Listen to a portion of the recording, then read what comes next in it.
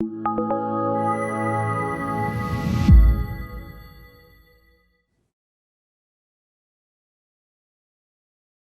like to start this presentation by explaining the whole idea behind it. So this is going to be a makerspace, which means that you're going to be able to create alongside with me. I'm going to demonstrate how I create these augmented reality learning materials, and you are invited to follow on your computer if you create your own Blipper account. So without dragging this along, I would like to introduce myself first. So my name is Sara Muršić. My surname is a bit funny because I am Croatian. But my background is actually in special and inclusive education, which I've studied both in Croatia, Latvia, Spain, and now in England. I'm currently finishing my PhD in engagement with augmented reality materials. I'm in my third year in Edge Hill University in Liverpool, northwest England.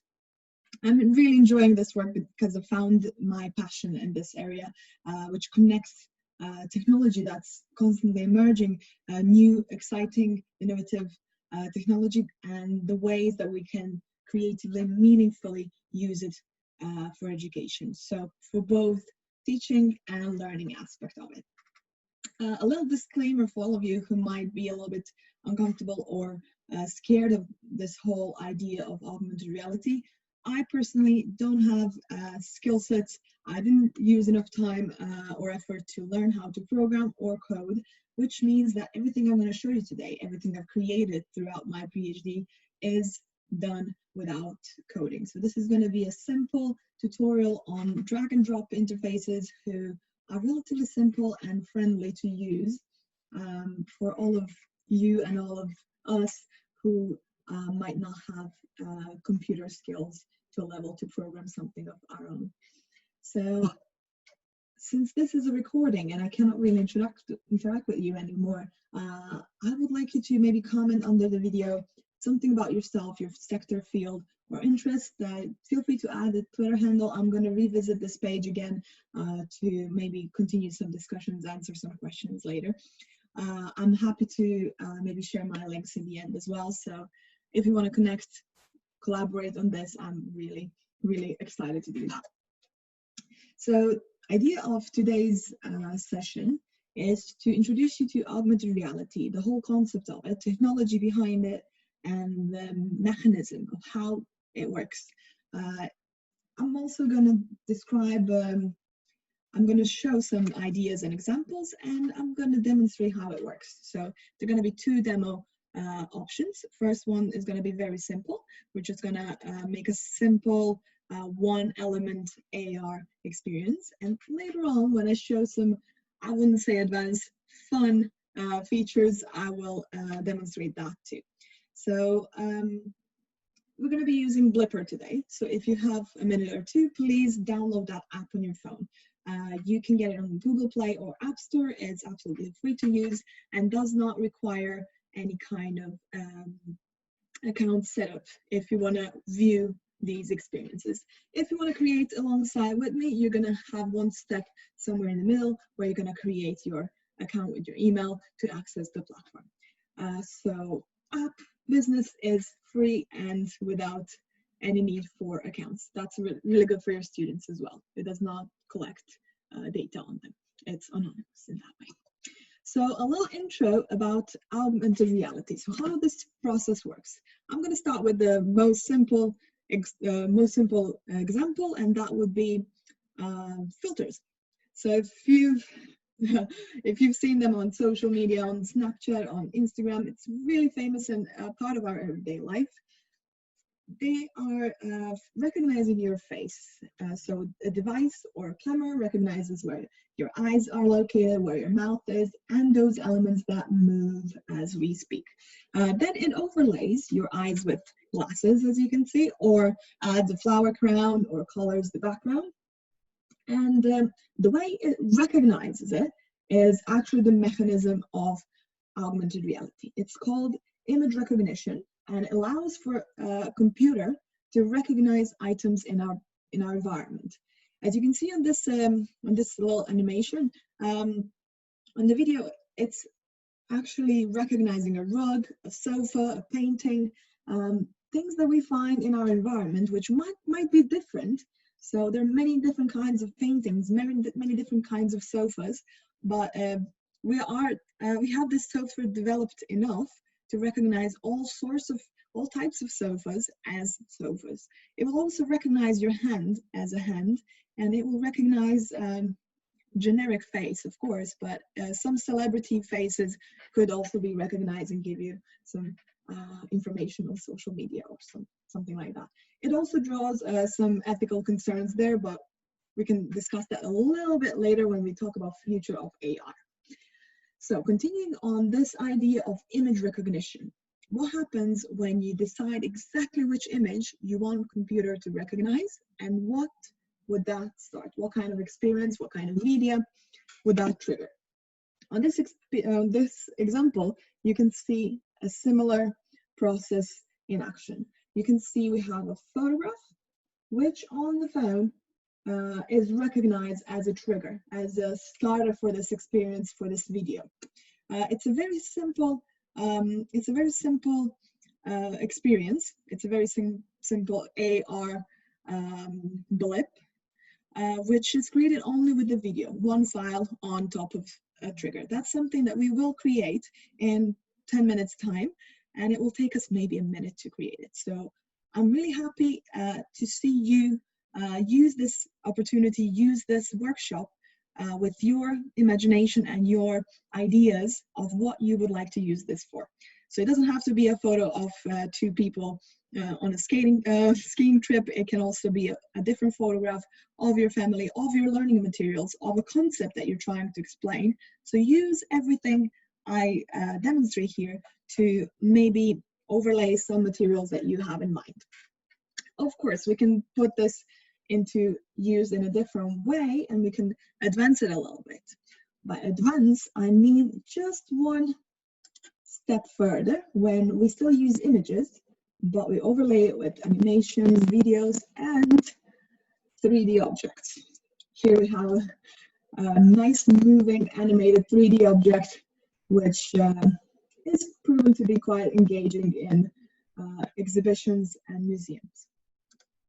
So when we talk about augmented reality, especially in education, we have a lot of different definitions. Of course, computer scientists have their own more technical definition. Then we have augmented reality in terms of psychology, how we react to it, how we interact with it. And we also recognize augmented learning as augmented reality in education as a specific purpose for it. Out of all the definitions which I use, this one is my favorite due to it being actually nicely described. So it says that augmented learning uses this electronic devices or system, our devices being phones or tablets or headsets, to extend our learners' interaction with their environment. It means that it has another layer of interaction where we touch things, where we touch buttons, which then activate something else. But most importantly, it brings to life different times, spaces, and characters. That allows for you to create the whole narrative and environment for your learners, be it history, chemistry. You can take them to a specific place on the globe, in the universe, or actually explain atoms in a very tactile, concrete form. So it offers opportunities for our learners to transform their perspective and transform a perspective of their peers in this learning context. I tend to have two keywords when I speak about augmented reality, and two keywords are interaction and perspective. You always have to have in mind that we all start with our own perspective, and we can change that. We can influence someone else's perspective in this classroom, or they can change our perspective. By being able to share our own perspectives with this tool, we can communicate more efficiently. So I always tend to describe this process of being introduced to augmented reality through play, through exploration, and going towards creation. final goal of this is for you to flip the learning to your students, to your pupils, for them to be able to create something for you, to express themselves, their learning, their understanding. What is their perspective in this? That way we can communicate with these tools. It also then allows for interaction. If I create augmented reality experience and share it in a way with some of you, you will be able to see my vision of it, and then you can give me back your vision. You can create something for me. Also, there's some features of AR which allow for instant communication to happen. So we have buttons for emails, for commenting, for links to social media. So it is also a tool for communication and interaction. Without going very deep, I want to show you something that's more visual. So we're talking about augmented reality, which is placed in this virtual continuum between actual reality, which is on the left side, which is what you see with your eyes through your window around the kitchen.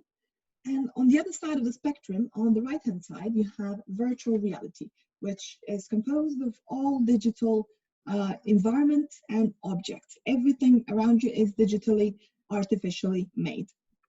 It doesn't mean it needs to look fantastic or cartoonish. It just means that it's not the environment you're currently in. So somewhere in the middle, so everything between those 2 points, we call mixed reality.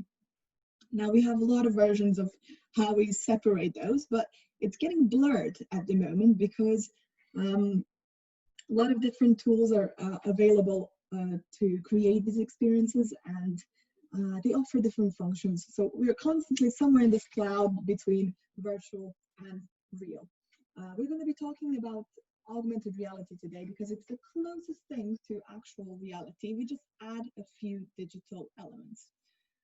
Compared to augmented virtuality, where we change the environment we're in, but still keep digital elements of our reality in it, this is going to be the opposite.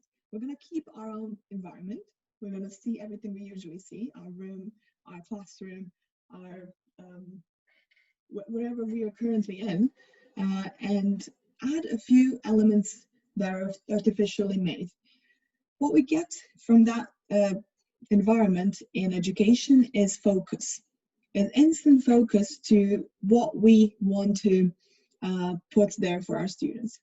If you remember Pokemon Go as one of the most famous apps and uses for AR in mainstream, in those apps you would see your normal environment, you would go around the street, you would see it through the camera and just find Pokemon somewhere. Those little elements that pop out, little Pokemons, can also be chemical elements, can be quiz questions, something that will instantly hold your attention right there because it's one thing that's different from your reality that you can see on your phone.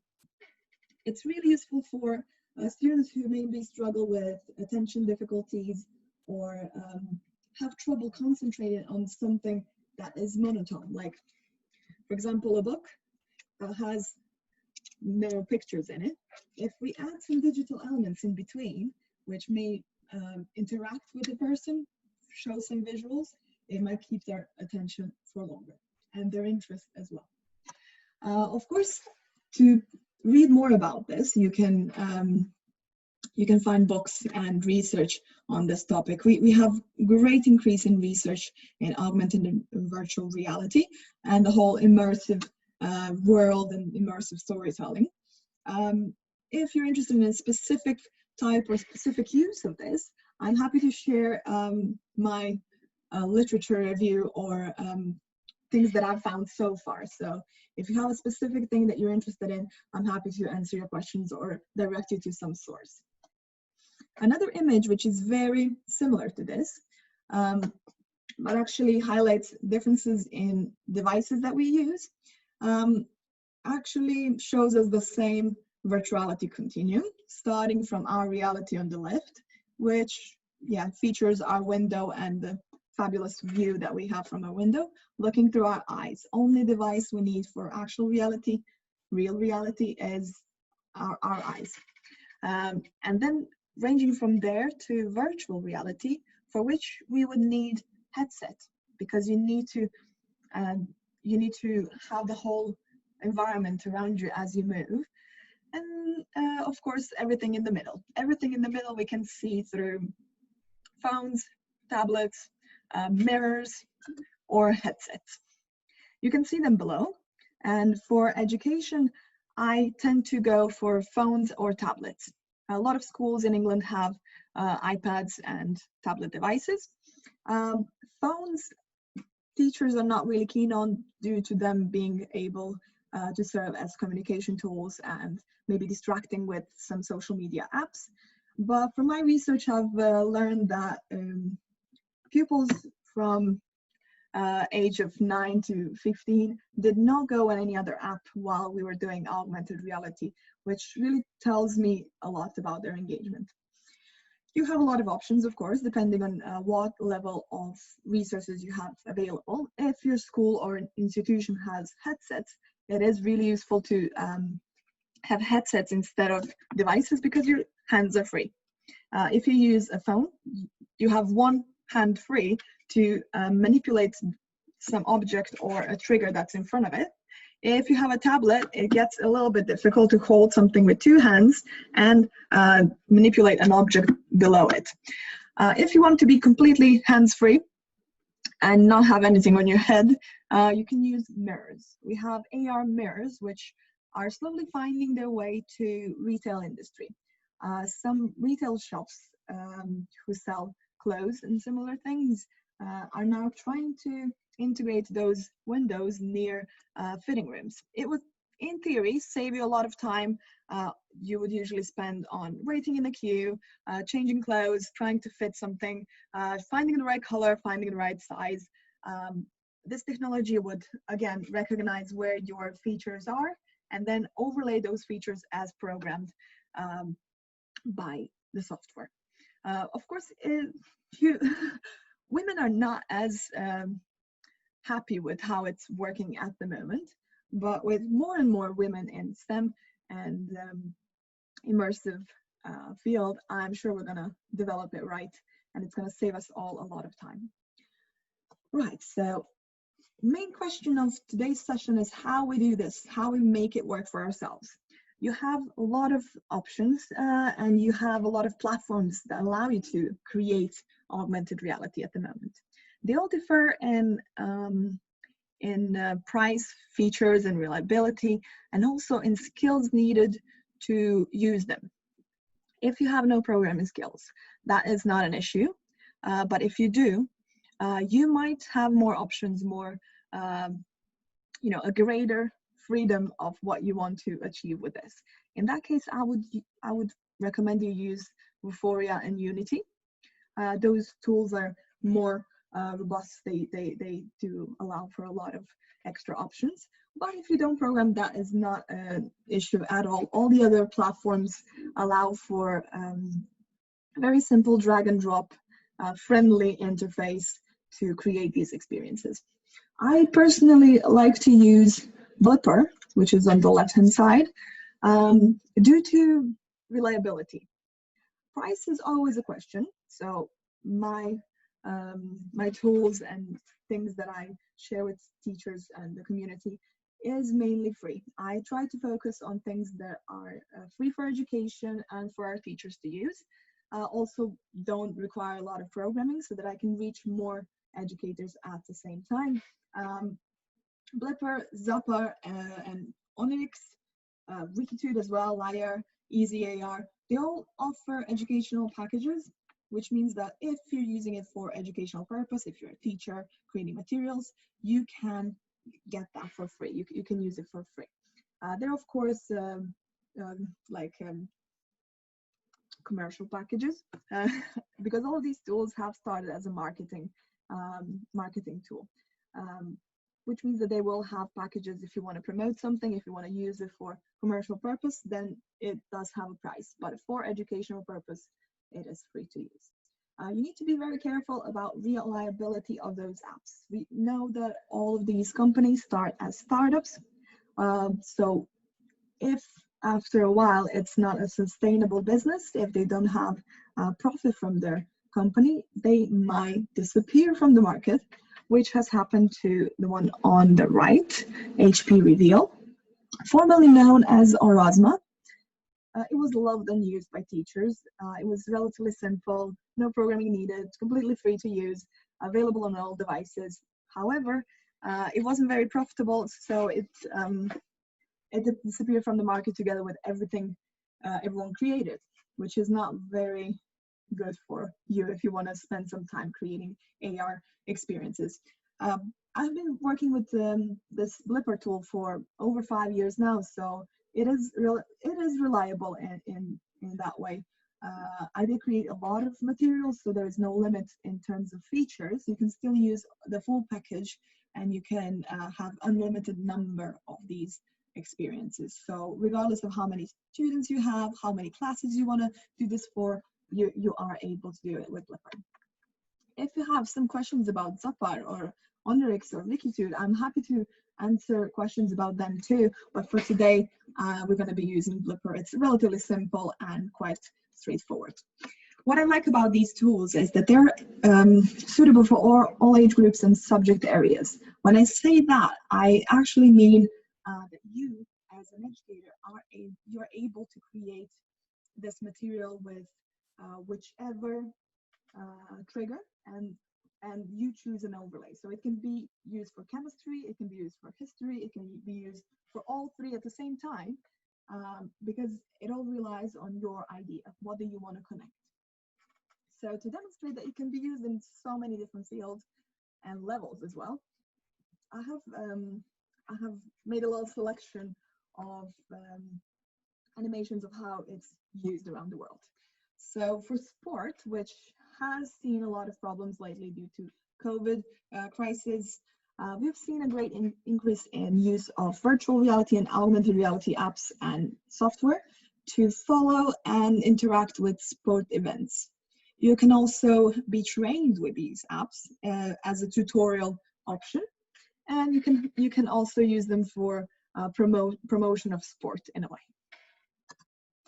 On the other side of the spectrum, something that people tend to connect with augmented reality a little bit more, use in art. It is very creative. This tool is made for presentation, for different new innovative way of showing things, of interacting with items in our environment. And it has actually started a full new wave or a field or age of art. Artists around the world have recognized the value of augmented reality and virtual reality as well, where you can walk through their creations and have it all around you to be immersed in their art. But this another layer of something that they've created gives them space, endless space and possibilities to create on top of what's already been done. If you Google some of the AR art creations or VR art creations, you're probably going to come across Tilt Brush, which is a 3D drawing tool. It is it's hard to explain. It's an experience in itself. You would use colors and brushes around you, and the color would stay. So you create this painting around you, and you walk around your creation. It is very engaging, and I would recommend it to everyone. When we go to a more business side of art, we come across architecture. In architecture, we've seen models being used for a while now to demonstrate some design to clients or present how a building will look like in the future. And this is a very logical way of combining these things. Not everyone can imagine and visualize how a house looks like from a 2D perspective on a piece of paper. But if we connect it very easily to a 3D model that's available to be seen on all devices, that is a really good way of communicating your service to your clients. And possibly if you go and see a house that's designed this way, you will be more likely to commit to that kind of design. It's very user-friendly. It's made for visual thinkers. Yes, so continuing to history and museums. That is one use that's seen a lot of success lately. We have it in there's a growing body of research that's covering this too. So if you remember my definition of augmented learning, when we were talking about that and changing the perspective and taking learners to new times, new characters, new narratives, we can show them all that in the museum while they're already there. Those are collections of our history, very important things, and I think by cherishing what we have, we can save our history and involve more younger people in this great value that we have in our cities. So on the apps in museums, instead of having those little notes on the side of each artifact, they have now an opportunity to interact with each object, to see a story behind it, to discover something. You feel like a detective in a way. And when you discover one thing about a terracotta army soldier or his weapon, you are more inclined, you're curious to find out more about something else as well. You would see parents going through the museum with their kids who are suddenly very excited and happy to be here because it's a field made for exploration in the way that suits them. They are quite connected kids to their phones, so this way we're tapping into their interest to show them something they might not be ready to read for a while. It's also helping younger generations so kids who are not yet in the age of 7, 8 to be able to read, and there are options for read out loud or some video or audio feedback. Also a useful way of utilizing this tool is for travel, learning languages, presenting something in a different cultural background or linguistic source. If you were ever traveling around Russia, China, or some country that doesn't use Latinic letters, you've probably faced this problem of how to put that into Google Translate. With augmented reality tool, which is now already available in Google Translate, it will recognize letters in front of you and just overlay them in real time in front of you with translation. That is real-time feedback. That is what engages people in learning as well. So might be used for learning new languages from young age on, and in a very natural way, in a situational way, when you learn when you need it. Of course, last few examples are very logical, I would say. STEM subjects, things that are often abstract. So when we talk about chemistry, we talk about elements, atoms, compounds which we cannot see, which we usually imagine when we read it in the book. The closest thing we can get is a picture that describes it, illustrates it. And this way we can have an actual object that we can manipulate to create those compounds. If you can see on the picture below, there are two cards which can be moved one towards the other, so two elements. When we combine them, we get this compound. There is this kinesthetic element to it, which really makes a difference.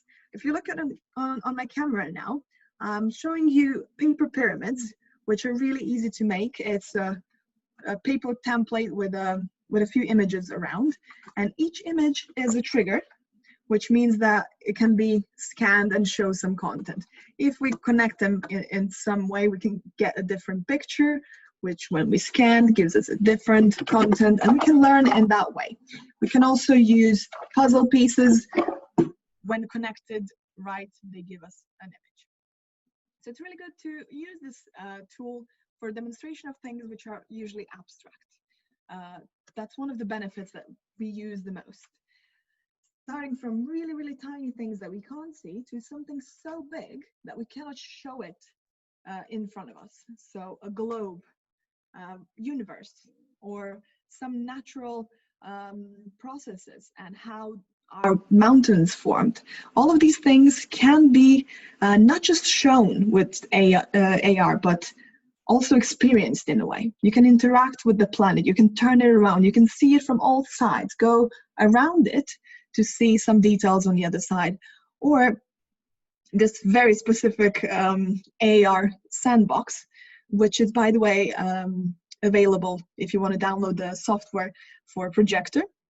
It's UC Davis. They've developed this idea of having a sandbox. It's normal sand, so it's just a sandbox that has a projection on top with normal projector, but recognizes differences in height.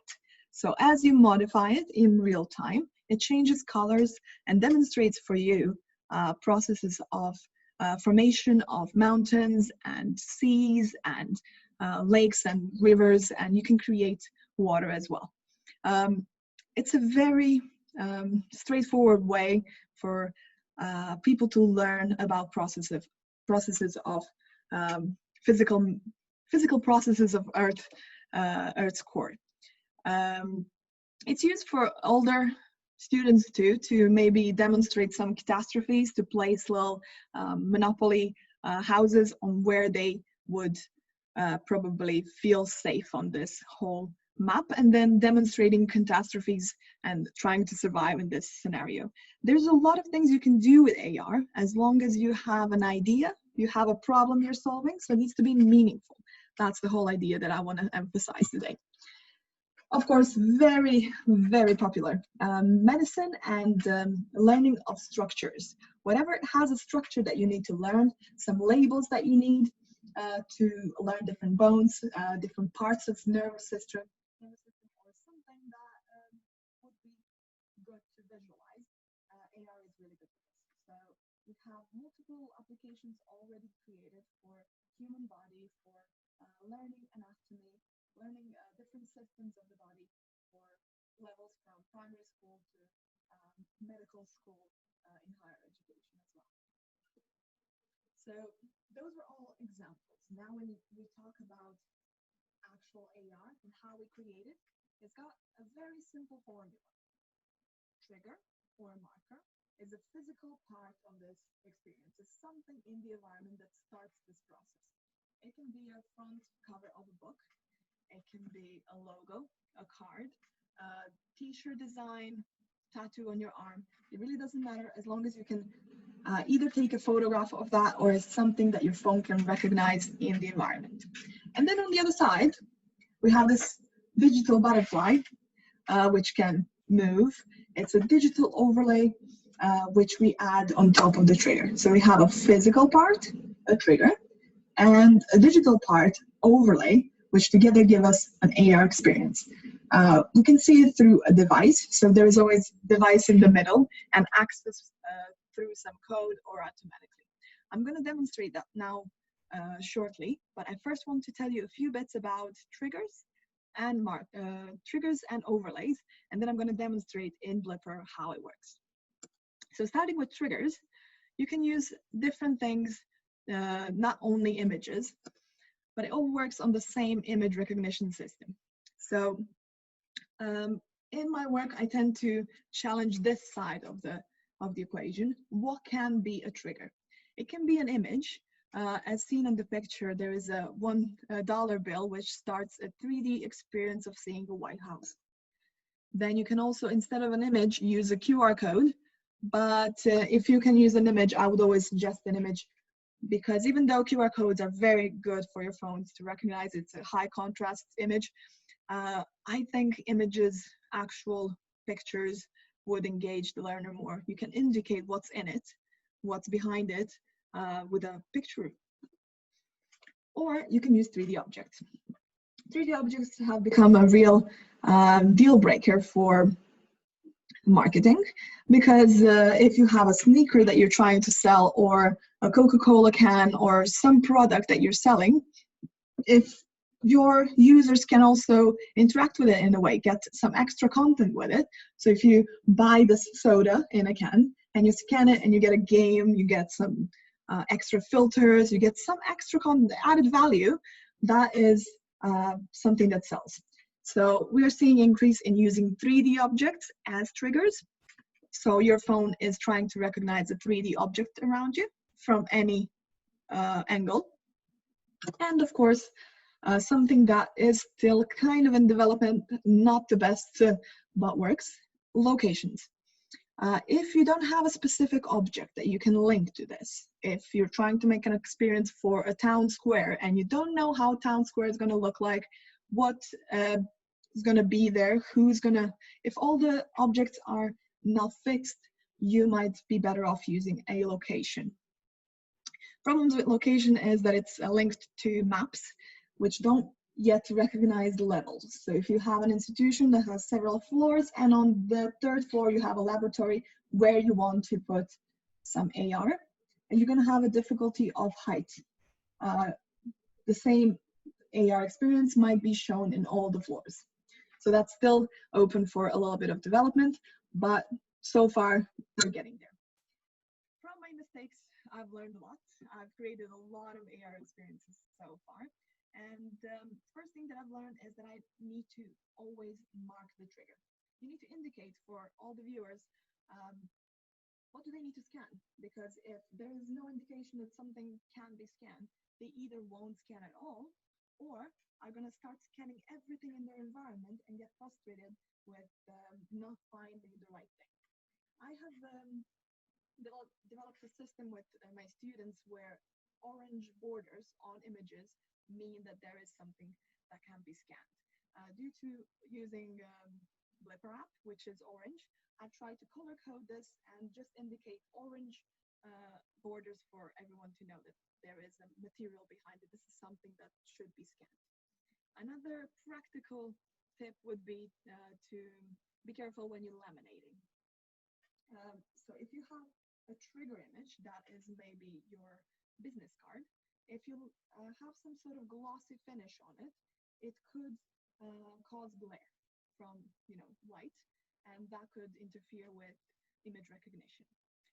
Another little tip is complexity of this trigger. It needs to be different enough from the environment, so it cannot be just one little dot on the white paper, because there's so many dots in the environment that your phone will not be able to recognize that as a trigger. So it needs to be complicated enough, it needs to be marked, and it shouldn't be laminated. You can still laminate as long as it's a matte finish. So keep that in mind. Moving to a digital side of this story. So what can be in a digital overlay of our trigger? We have a lot of options, including images, the most popular option, definitely. Augmented means expanded, means enhanced in a way. So if you have one photograph that you really like from your travel abroad, but you also have a full folder of other photos that you enjoy, you might wish to put one on the wall because there's a limited space in actual reality, but then use all the other photographs to add them to a digital space. Digital space is unlimited. So you can have numerous pages. You can, when you scan that photograph on your wall, scroll through other photos and have them all there, even though only one is in reality on our wall. You can also use audio, which is a great opportunity for musicians to overlay written notes with actual audio files, which will play this melody. Or you can use it for, in education, I tend to use it as a tool for accessibility. We have some students who have dyslexia or who struggle with reading or visual side of the story. So I usually add a button which will read out loud everything that is on that page. For students with dyslexia, I have these little stickers which read the chapter. They will follow in the book, but they will have this extra layer of support when they can hear this being read in case they've read something wrong. It really helps with the accessibility side of things, and you should keep that in mind. If there is an option to do that, it's your duty and responsibility to include it in your experiences. Exciting news is that you can use 3D models as well. So if you have some experience in creating these 3D models, you will easily just drag and drop them, upload them to your experiences. Work exactly the same like images and audios. You just overlay those triggers with some 3D models. You can be an art, or it can be a model of a shoe that you're trying to sell. Also, they're pre-made 3D objects. So if you're not experienced in creating these things, it's not a big problem. There are sites that offer free educational 3D models, which include everything from historical objects, old cars, maybe also human body parts, and I don't know, geography, flags, whatever you need. It's all available. Someone has made it and made it probably available online. So feel free to use those files too. Of course, very simple, but very, very effective. Using videos. So I don't know if you've seen it in newspaper AR with newspaper parts, where you can scan one part of a newspaper article and it will automatically start a video of that maybe part of the show, TV show, or someone telling you news. That is really, you know, saving you some time to read the whole thing. And you can also use it for education very effectively. If you have videos of your lectures, videos of some things that you've described, tutorials for maths or some sort of process, it's useful to add them to your assessment guidance, to your summaries, worksheets, whatever you're using for your students. If it's there and if it's really straightforward explanation, they're going to use it. It's like a speed dial to avoid the searching of materials, which can be sometimes in VLE after 10 login pages in some folder of materials. So it's making things quicker. Right, from using this for a while, I've learned that bigger files load longer, which means that if you have a video, which is an hour long, it's going to take a while for that to load on someone's phone. So you need to keep in mind how much you load these experiences. You can have a few photos. Photos can be in a lower resolution, so they are not such big files, and then they load instantly. And videos in a lower quality, because if you're going to see them on a little phone screen, it doesn't really have to be crystal clear. Wow. So another very practical advice. So headphones for larger group. If you ever had a classroom with, I don't know, 30 students, and if they all try to start a video, they're going to start in different times, and in no time you're going to have great noise and it's going to become chaotic. So if you have videos or audios or something that can make noise, make sure you supply them with headphones, because in that way they can all watch in their own time. That is something that I've learned the hard way. So now I would like to show you how this works in a short demo, where I'm going to create the simplest possible AR experience on top of the front page of this book. Later, I will show you more fun features and demonstrate how they're used. But if you want to follow me and maybe try to create one for yourself, I would need you to create an account. So with blipper.com, that's the page we're using now, blipper.com. If you are creating AR, you need an account. But if you're just a student, if you're someone on the side who just wants to see this experience, you don't need an account, you just need an app. So don't worry about any kind of data collection or anything from their side, because it's anonymous for everyone who is accessing this experience. But you as a creator, to be able to access the platform and save your designs, access them later, edit them, you will need an account. It's not a big account.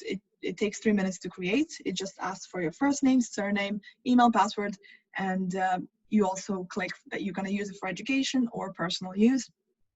That way you get all these free features, and yeah, you need to confirm your email, but that's about it. It will take you maybe 3 minutes, 3 to 5 minutes. So if you want to do that, if your plan is to follow this and create your experience, I would strongly suggest you click pause now and do these 2-3 steps and click play again, because I'm going to go further. I'm going to go straight to Blipper, open my account, and start creating. So click pause if you're going to do this by yourself. but we're now gonna go to my Blipper. Right, if this is working well, you can see now my Blipper screen. Over here, you can see some creations that I've made before. You can also create folders in this corner here. New project makes a folder, or you can create a app AR or web AR. Difference is that app AR requires an app on your phone to access. You scan with that, or or web AR, sorry, is used to create experiences which are started with a link. So when you end your experience, you are given a link, and then you share that link. Whoever adds a link can view that experience on their phone. We're going to be using App AR today, and I'm going to be creating it in this folder, Add Media. So when you open a new folder, or when you've just created your account, you will see a screen like this. Like I've explained, we're going to create an app project, and we're going to start from scratch. We're usually starting from trigger, from a real reality object that's going to start this. In this case, this is going to be a book. A way to add this is to add a digital photograph of what you want to overlay this with. I have a folder here of materials I'm going to use. Book I'm using is Artemis Fowl because it's connected to my project. It's yeah, for primary school, it's recommended reading for year 5. So it might not be the age group you're going to create for, but feel free to pick any photo on your computer and try this experience just for practice. So in this folder, I have, if you can see this, I have a front cover of this page, just this bit. I'm going to open that, and that is one trigger. I can add up to 20, which means that this same thing can work on multiple front covers or multiple assessment guidance documents if you have more groups. I'm going to call this. When I click continue, it's going to open Blipper dashboard, something that we create in. It is relatively simple, but I'm going to give you a short introduction to what we're seeing here and what we're going to use. You will always see your trigger in the background. It is something you're creating on.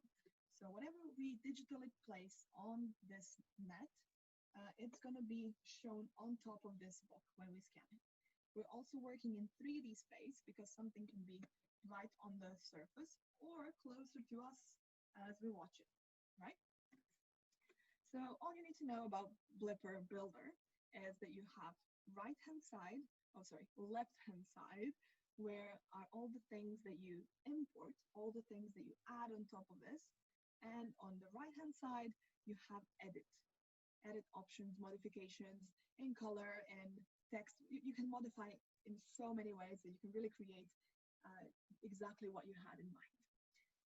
So let's try with a simple thing from the left side. Left-hand side offers elements, which are pre-made 3D objects or widgets. Widgets are pre-made buttons for social media, PDFs, videos, galleries, all sorts of things. It's all pre-programmed, so you don't have to do that part. Really quick for you to use. And we have uploads, which is a summary of all the elements that we add from our computer. So you can add any kind of table or explanation video or anything that you've created. So it makes this experience truly yours. Right, so we're going to start with an element, just some random element like this cube, because I want to show you navigation around.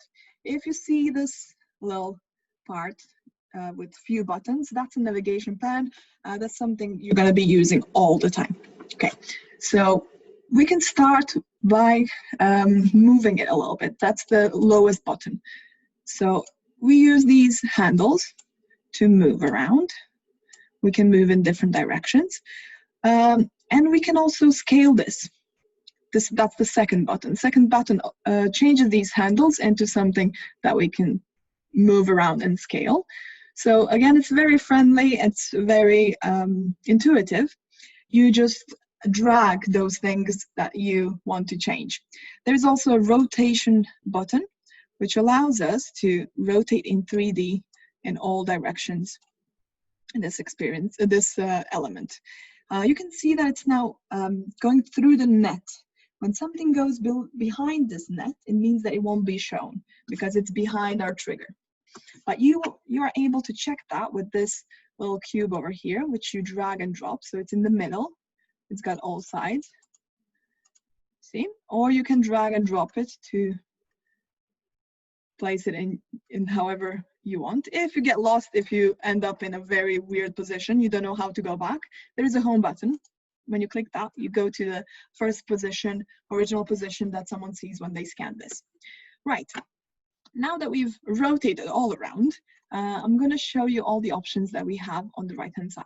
From layout, it offers us to do all these things that we just did, rotation, position, scale, but in a very specific point. So if you want this to be placed all the way on the right, in line with something else, you can edit that with adjusting numbers.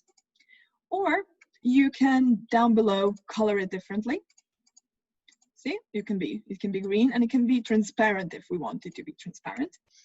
So you have all sorts of options to edit these elements that you add. You can even add a texture file if you want this cube or a ball to look like earth or something else. There is an action for each element you add. So if you add a picture that looks like a button, or you add even this cube, if you wanted to start something on touch, so when you see it on your screen, if you touch on it, what happens then? That is something you can edit. So it says action on touch on the right hand side, and it gives us a drop down menu where we can choose all sorts of things. It can call a number, it can start a website, it can play audio, video, go to your LinkedIn page, YouTube page, some web page, or go to scene if we want multiple pages of this experience. Right, now that we know all that, let's create a simple experience. Really useful thing that I forgot to say, you can use all keyboard shortcuts that you're used to. So Control-C would copy this box, sorry, and Control-V will paste another box. So copy-paste works from your keyboard. Also delete. So if I delete these boxes because we don't need them, we're left with a clean slate to work on. For a very simple demonstration, I'm going to upload a few things. I'm going to upload a video. It's a video review of this book. You can see the progress of the upload on top. If your internet is slow or is facing some difficulties, this might fail, in which case you should try again and it will work most times. So when it's uploaded, you will see it on the left-hand side. We upload our elements again on the left-hand side under uploads. It's going to save all the things that you've used in previous creations as well. So once it's uploaded, yes, it's uploaded, there we go. What we do, same thing like we do with the box, we drag and drop it straight onto our trigger. And there we have it. That is video right there done. I'm going to show you now how to see it on your device, on your phone. So to be able to access that, I need to edit codes. We have two options on the top right corner, publish or preview. For education and free use, I would suggest preview because it works with a test code, access code. While publish works for everyone around the world. It means if someone scans with this app your Artemis Fowl book, they will all see this experience that you've made. If you're using a preview button, they will see it only if they have a code. That is for free. Publish option costs £10 or around 8-9 euros. For preview, we can pick which code to use.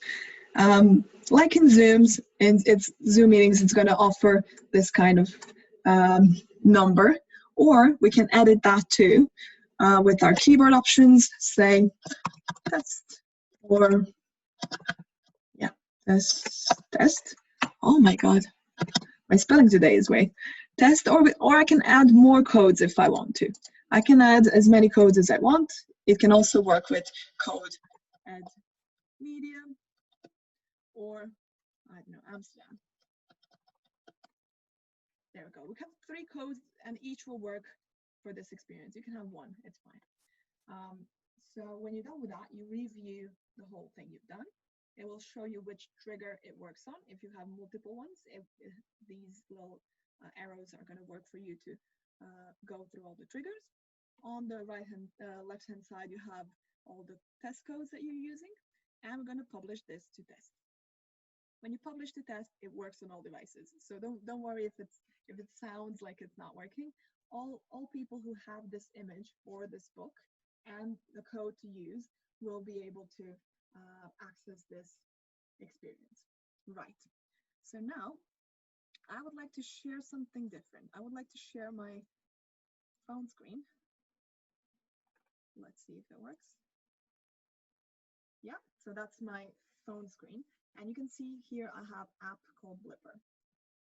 When I click on that, it will open my camera. Here you can see my laptop, my hand. Right. So if you look at this corner here, you can see it says code test. How you add codes is by clicking that button above, which will open settings. And among settings, there are not that many really. You click on this enter test code part, and you can either remove this code, add a new code. Let's use test, but we can also use add media or Amsterdam or whichever we've chosen. And we click to close on the bottom. Then we can again see our camera where I have this book, and I'm going to click on the bottom here. I'm going to click tap to scan. That's how this works. And it recognizes the image. And here is our video. This is what we've just added. If I play it. There we go. It works. So now that we know it works, I'm going to show you a few more examples, a few more ideas of how you can use augmented reality for learning. Right, back to the presentation. If you've done this so far, you've probably tried to use your app and maybe see your experience.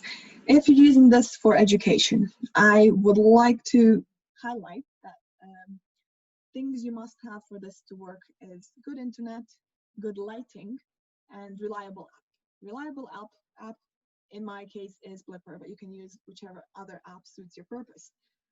You will need good internet. If internet is bad at any point, if the connection goes is broken, it will give you a notification inside the app that internet is the issue, which helps for my students and pupils who are younger to deal with the frustration of something not working. If they know it's internet, they are patient and they wait a little bit and try again. Good lighting is important for image recognition. So if I was in dark environment, probably phone wouldn't recognize this image. Simple as that. You should also ensure data protection and digital ethics. It depends which app you're using. Blipper doesn't require students or audience to make any kind of account, so they're completely anonymous and their data is not really recognizable in that sense. Inclusion and accessibility goes with options that I've described.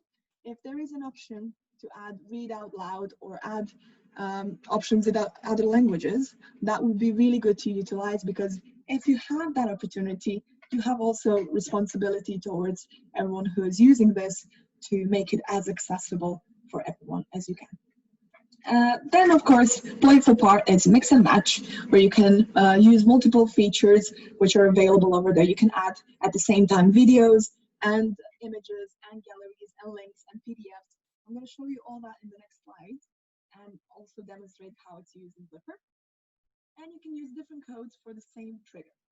Now that's the differentiation in learning part, which I wanted to show you here just quickly, but I have another presentation in media that covers that exactly.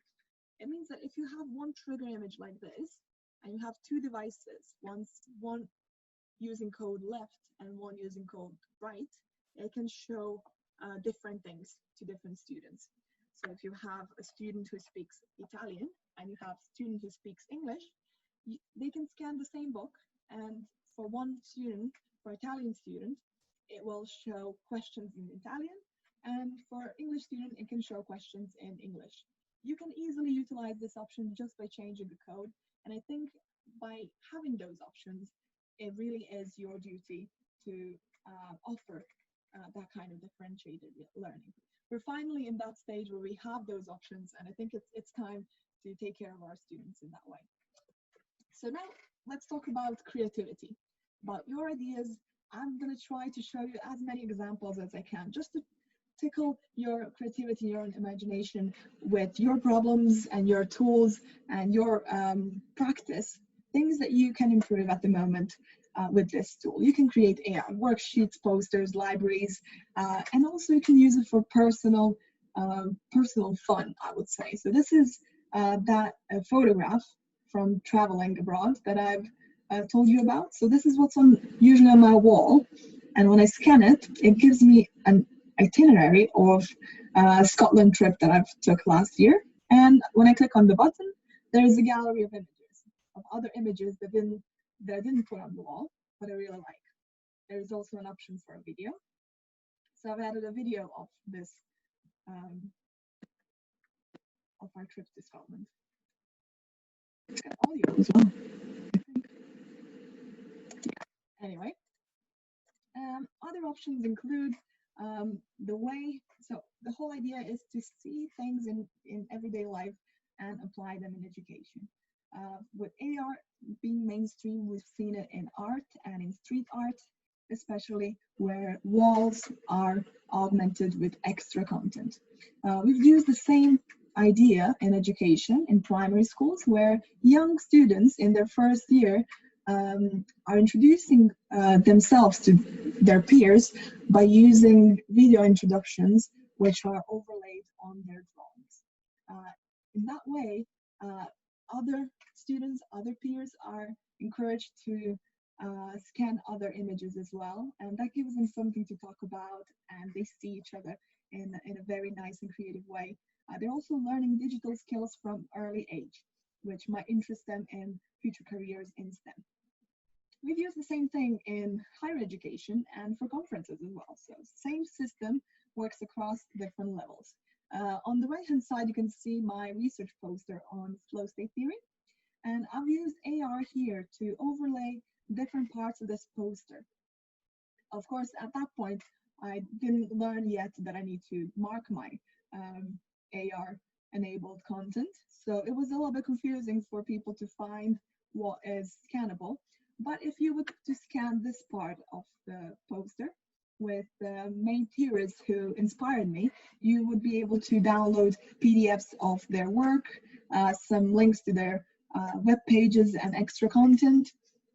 And I've also used the fact that augmented reality allows me to expand the space. Limited space on a poster really doesn't allow me to have a lot of tables of data that I've collected.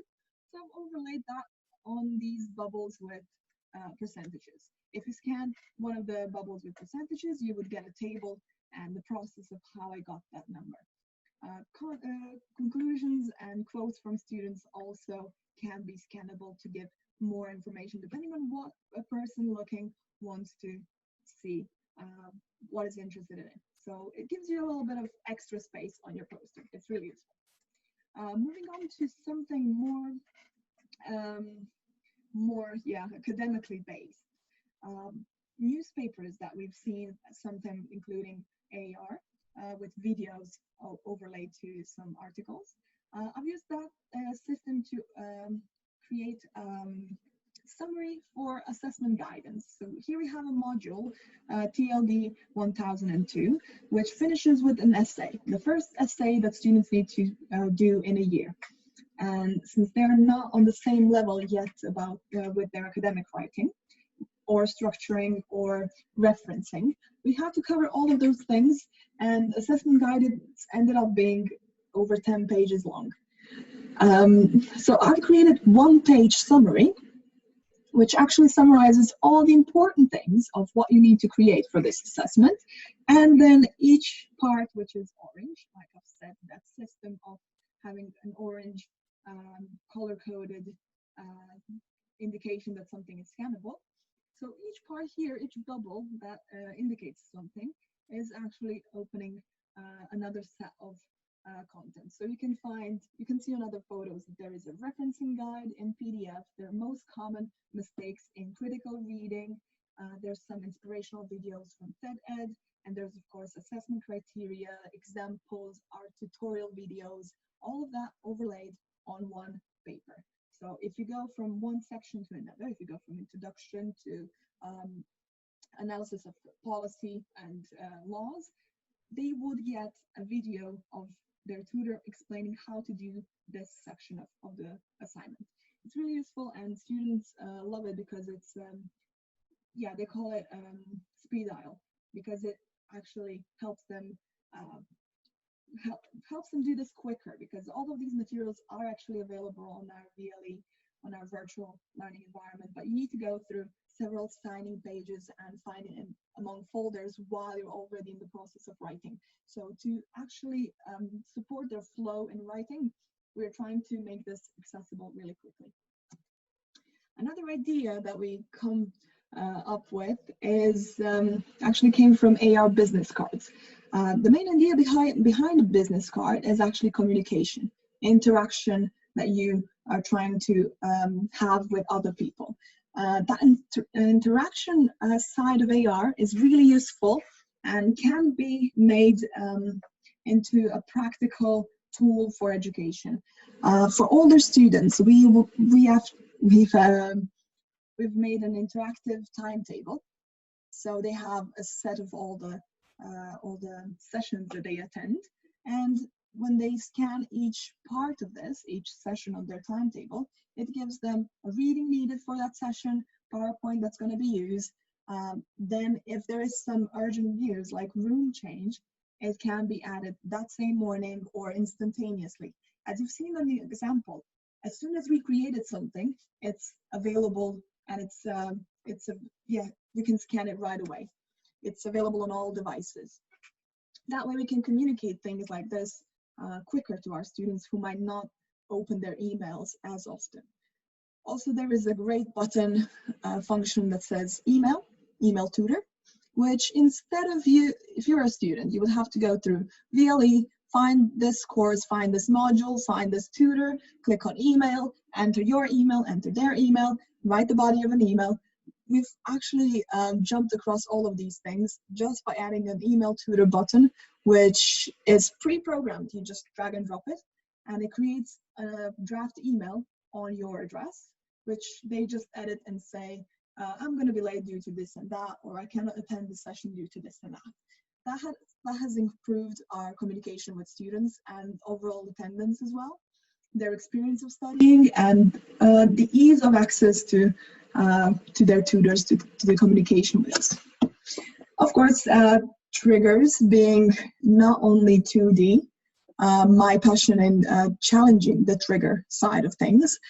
You can also print out triggers on t-shirts. You can take a photograph of pre-made t-shirt or paper objects and overlay them with some AR. Taking an example from AR fashion, from those mirrors that we've seen, if we can overlay t-shirt on ourselves, we can also overlay a model of human body on our actual body, so where it should be located. As you can see on the picture, there is a t-shirt that represents chest and all the structures of bones and organs that are in it. But it can also be just fun. This is an example of an AR creation that I made with 10-year-olds. So we've added some things that are close to us that we cannot access right now due to COVID. COVID crisis has isolated us from maybe our families, our friends, our pets, dear things on the other side of the city that we maybe cannot go to. So we've decided to bring all that close to us and overlaid our t-shirts with something dear to us. I've chosen my favorite music and some and pictures of my dog. So it was just a fun activity to learn and create some AR, and 10-year-olds managed to do that, so I'm sure you would be able to. Now that you've seen all the advanced options, I would like to show you how that works in Blipper. You're again invited to follow on your computer and maybe create something yourself. I'm gonna share my screen again to Blipper. Right, so we're back, and I'm gonna just click continue editing from where we left. Right, we're back to our dashboard. I think we will just move this video a little bit and maybe add a few more files. So again, on the left-hand side, we add things. On the right-hand side, we edit things. So from the left-hand side, I'm gonna go to Uploads, and I'm gonna add some of the main characters from the book, their pictures. Now I'm uploading 6 photo items, but it shouldn't take too long. Yeah, they're done. And I'm also gonna add some buttons. Buttons are just images. So these are things that I've created in PowerPoint. You can download them online from Google as well, as long as they don't have a background so it doesn't stick out. We're also gonna add these 2 buttons, 3, and maybe some information. Right. So you see one is failed to upload. That is probably due to internet. Oh wait, which one? Arrow. I'll do that again. So now that we have everything we need here uploaded, it's very easy to create things. So we're gonna start with maybe with a button. So button is a picture with an action, that's all. Button is just added action to some image that we can click on screen. I'm gonna start with Artemis button. It is a bit too big, so I'm gonna scale it from the navigation pane on the right, a little bit smaller. And I'm gonna add it here somewhere. Right, so now if I want this to lead me somewhere, I need to add a few more pages or scenes. Pages in Blipper are called scenes, and you can find them in the bottom corner on the left. If you click on scene 1, that's a page 1, or a general page, front page that we see no matter what we open. And then we can also add other pages, other scenes, if you want to have more space, of course, to work on. Scene 2. Or if you want to call this somehow differently, you can call this page 3. There we go. So we're going to be on scene 2 now. That's page 2. That's where this button is supposed to take us. But going back, you now have these 2 navigation arrows below. If you go back to scene 1 and you click on this Artemis picture, which is going to become a button in a second, you would want to edit it on the right-hand side. And the first option you have is Action on Touch. That's where we made it into a button. You click on No Action, and you have a drop-down menu of all the options you can use. So what happens when you touch that specific element? It can start a YouTube, it can take you to Instagram, Facebook, product pages, or all the way in the bottom, there is Go to Scene. That's like flipping a page. We're gonna choose that, and we can select which page it takes us to. We're going to select page 2, scene 2, and that's ready now to take us to page 2. That's the interactivity that I was mentioning. So now we have a button that takes us to the second page. Let's go and edit that second page. We could add maybe a photo of Artemis. So what I'm doing here is I'm going to Uploads section, and I'm just dragging and dropping things on top of my dashboard. So I've taken this photograph, and I'm going to add it here, but it is huge. So I'm going to scale it down to something that can fit. There we go. We have a picture of the main character, Artemis. And I'm going to add some more information about it. So maybe a little info. This is just a table from PowerPoint, which I've saved as a picture. And as a picture, I've uploaded it here. So maybe a little quote from the book. to have something about this Artemis character. Right, that goes here. You see, navigation pane is very often used. It's something that you're going to use all the time to adjust where things are on the screen. Remember, we are working in a 3D space. So if you want this photograph to go a little bit closer to you, and maybe this even closer, and then click home to see where it is. See, this is popping out. Let's leave it like that just to see how it will look on our experience. What we cannot forget when we have pages is those arrows who take us back and forth, like navigation buttons. It's like a page flipper. I'm gonna add this arrow that I have over there, and I'm gonna make a button out of it again, mainly because I need something to take me back. Once I'm on the page 2, there is no way to go back from it if I don't have a button. So a little bit of space for it. And I'm gonna, how do we create a button? Again, on the right-hand side where we edit, we add action on touch. And instead of no action, from a drop-down menu, we choose go to scene and pick which page we go to. Now we're not going to one page further, we're going back to scene 1. That way we have this whole connection of going to the page 2 and going back to page 1. So if you remember, on the scene 1, we have this button Artemis. It goes to scene 2. And on the scene 2, we have this arrow that takes us back to scene 1. Brilliant. So all we did today, this whole experience took us 5 minutes to create. Let's add a little something more. Maybe a gallery, because that's something that is used frequently. So it's among widgets on the left-hand side. That tab offers so many options, including a website links, that call button that I told you about, email button, calendars, and the gallery. I'm going to use gallery now because I have some photos of those main characters. And to add photos to the gallery, you just edit the gallery, which is again on the right-hand side. You can see here that it allows you to add up to 15 images. And I'm going to browse and add those pictures that I've just uploaded. Maybe a few more.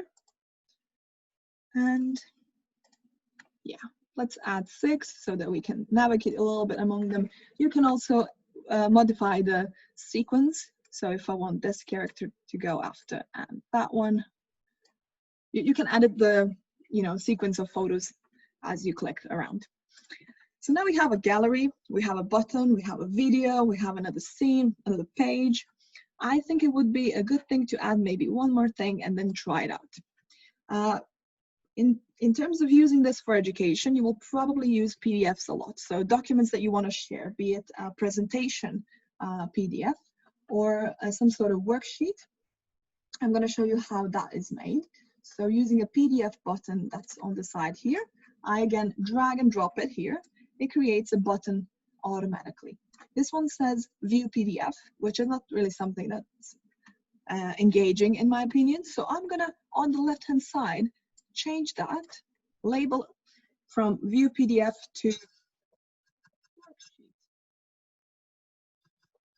There we go.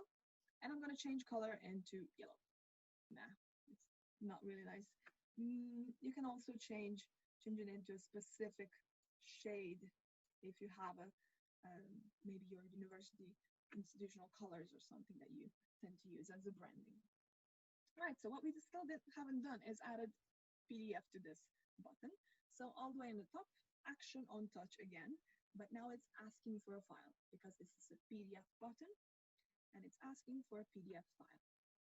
When I click on that, it's gonna search my computer for a file. In this folder of things that I'm using today, I have a worksheet. I have an Artemis file worksheet with some tasks and summaries of the book. So we've got that, and we might actually even add a website while we're here because it's that quick. So it's the same process. We just drag and drop. It's asking for a link now. So not a file, but a link. I'm gonna go to my next tab where I have this Artemis Fowl movie link, and I'm gonna add that because that's something that's trending now.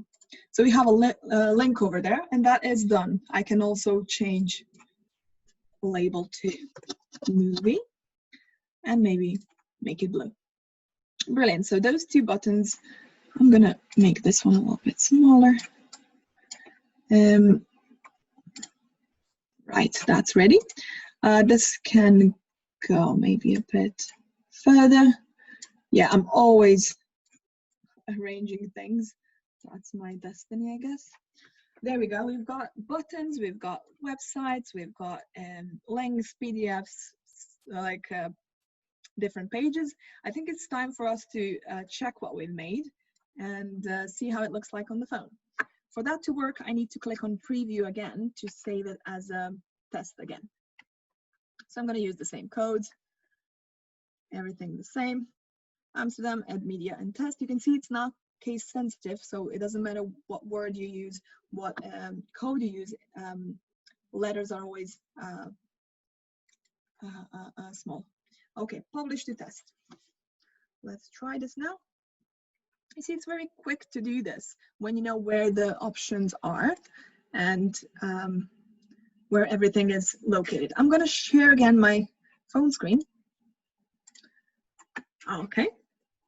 Now you can see my phone. Yeah, all right. We're going to go to Blipper app again. And we've got this experience back. So I'm just going to go out of it.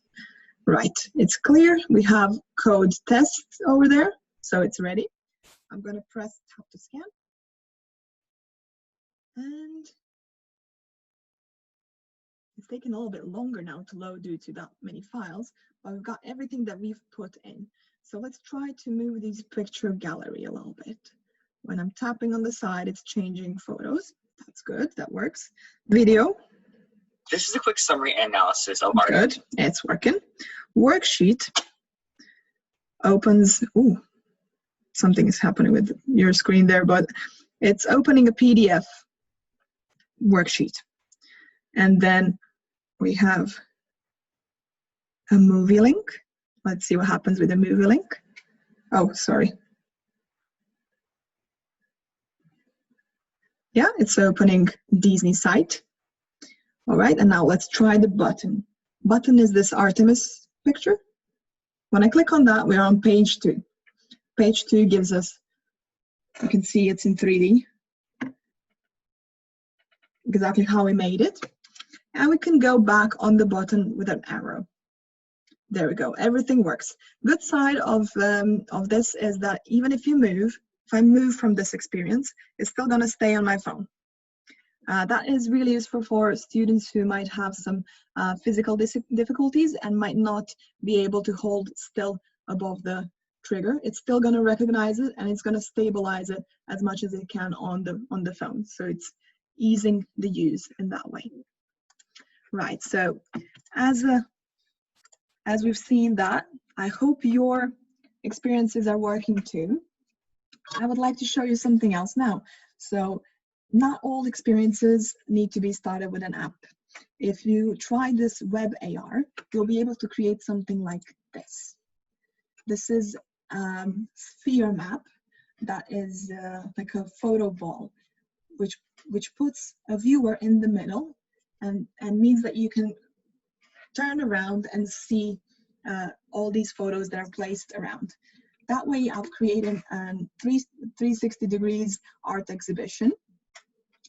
In time of COVID, it was supposed to be cancelled, this exhibition of photographs and artwork. And it's made for Papuk, which is a national park in Croatia.